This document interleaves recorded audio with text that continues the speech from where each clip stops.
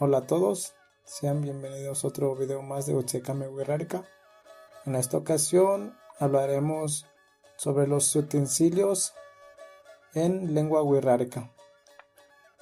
Para empezar tenemos pateyu, pateyu, pateyu, que significa batea, pateyu, batea. Enseguida tenemos ratu, ratu, ratu, que traduce comal, ratu, comal. Tenemos itu, itu, itu, cuchara, itu, que traduce cuchara. Tenemos navarra, navarra, navarra, que traduce cuchillo, navarra. Tenemos matá, matá, matá, que traduce metate, matá, metate. Tecutsuna, tecutsuna, que es molcajete.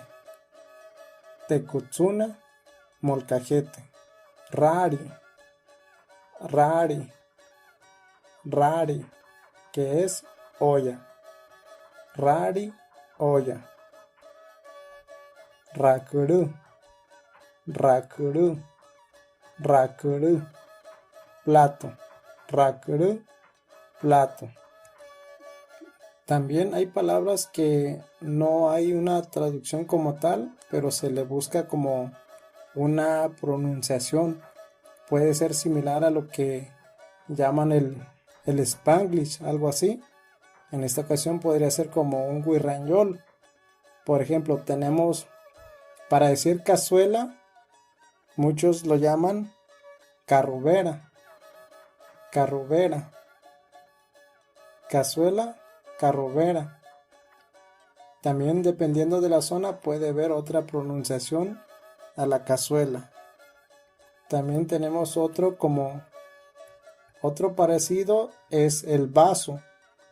Para decir vaso comúnmente se le dice batsu, batsu, vaso.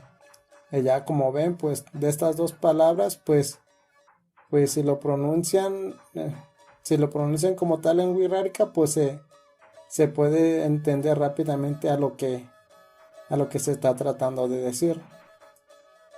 Pero también en otras regiones como que también se les dice pusillo, algo así, pusillo, pocillo, no sé muy bien, para decir a vaso.